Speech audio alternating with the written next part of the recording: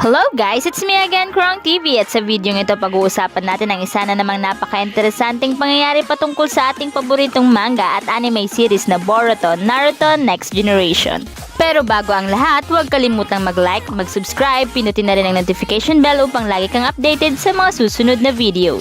A, B, C, D.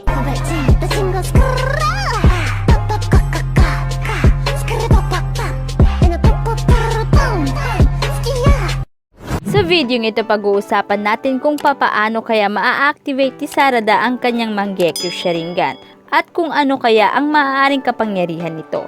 Ang Mangekyou Sharingan ay ang advanced form ng Sharingan na na-activate ng mga handful na Uchiha.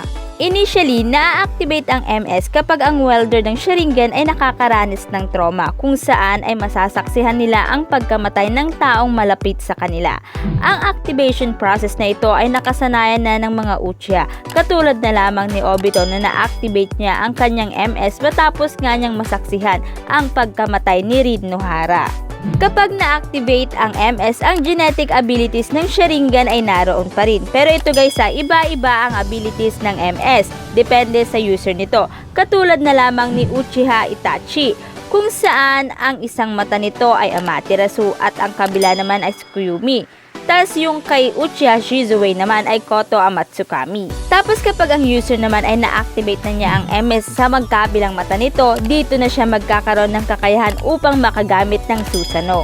Bukod ka sa mga nabanggit ko na MS user, ilan pa sa kanila, syempre si Kakashi Hatake, si Fugaku Uchiha, Madara Uchiha at marami pang iba. At ang lahat ng ito ay nakaranas ng trauma bago nga nila na-activate ang kanilang Mangekyou Sharingan. So ito na nga guys, katulad nga ng sinabi ko kanina, upang ma-activate ang MS, kinakailangan na makaranas ng trauma ang user nito upang nga ma-activate to. So papaano naman kaya itong si Sarada? Paano nga niya ma-activate to? Kasi guys ang Uchiha ay may tinatawag na Curse of Hatred, kung saan ayon kay Tobirama Senju, napaka-devoted talaga ng mga Uchiha pagdating sa love at sa friendship. Pero kapag ang dahilan ng pagmamahal nila ay nawala, ang pagmamahal na nararamdaman nila ay instantly napapalitan ng galit.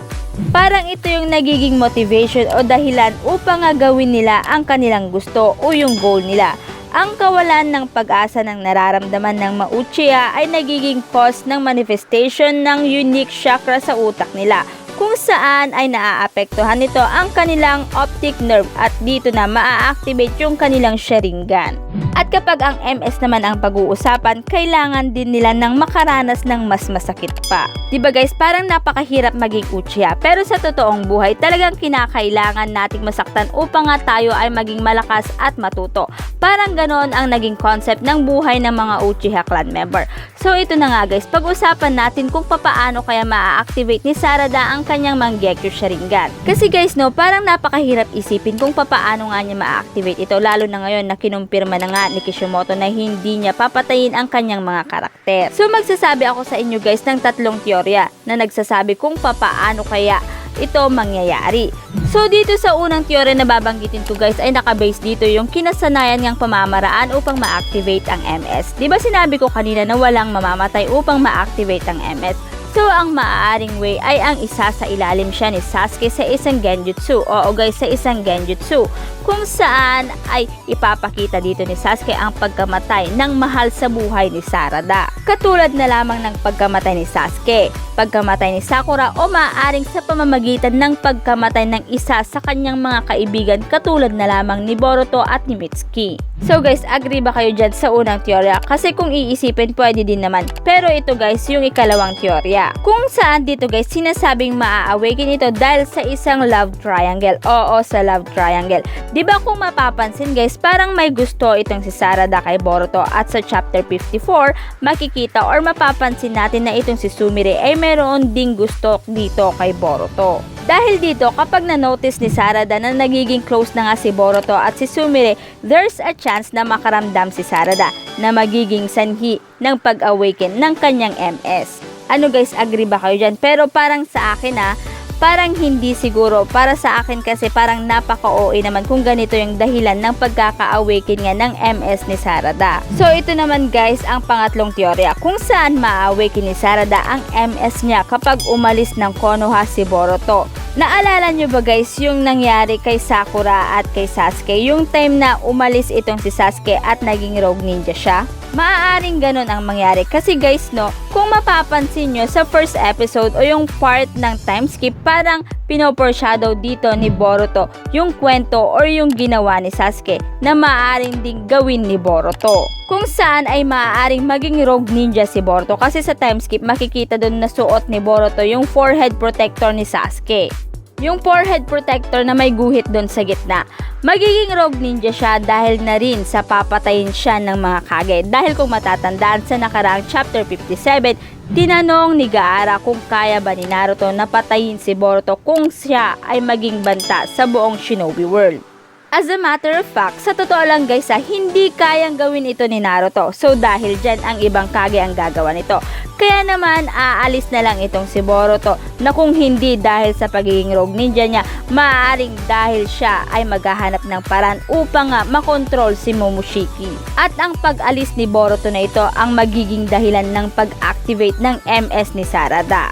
Yung feeling ni Sakura noong umalis si Sasuke, maaring yun din ang magiging feeling ni Sarada pag umalis itong si Boruto. So yan nga guys ang mga teorya kung papaano nga ma-activate ni Sarada ang kanyang Mangekyou Sharingan. Ito naman guys, ano naman kaya ang magiging kapangyarihan kapag na-activate na nitong si Sarada ang kanyang Mangekyou Sharingan? So nakabase nga ang teoryang ito sa Japanese mythology. Katulad ni Itachi kung saan ang abilities niya ay nakabase din dito. Kung saan ito ay nakabase sa mythology na Izanami at si Izanagi. May tatlong anak na sina Susanoo, Tsukuyomi at Amaterasu.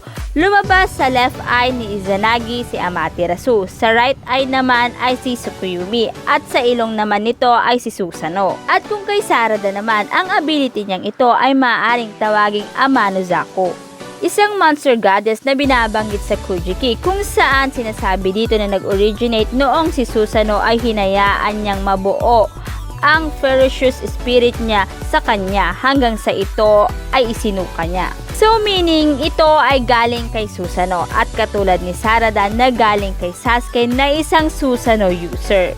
At kapag ginamit niya ito ay sapat na upang siya ay makapatay dahil ito ay katulad nga ng Amano-zaku kung saan isang powerful goddess at ang abilities na ito ay para lamang sa mga babae. I mean, ito ay tinataglay lamang ng mga babae at hahaluan pa ng lightning at fire nature. Ito pa guys kung papakinggan nyo ang history ng Amano-zaku, isang goddess rebellion kung saan ito ay may kakayahan na mag-summon ng other animals. Siya rin ay may kakayahan sa paggamit ng genjutsu like manipulation kung saan kung hindi ako nagkakamali guys nagagawa nga niya na ang mga tao ay ipaglaban siya. At ito pa guys, siya ay may kakayahan din na makapagpagaling ng anumang sugat. O diba guys, kung mapapansin ang mga ability na ito ay maaaring taglayin din ni Sarada kung saan ang lahat ng ito ay maaari niyang matutunan at mamana kay Sakura.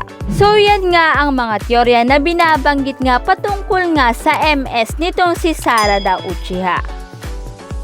Kung kayo ang tatanungin guys, meron ba kayong mga teorya patungkol dito? I-comment nyo lang guys ang inyong kasagutan sa ating comment box. At dito na nga nagtatapos ang video ito. Any comment and suggestion, just comment down below. Thank you!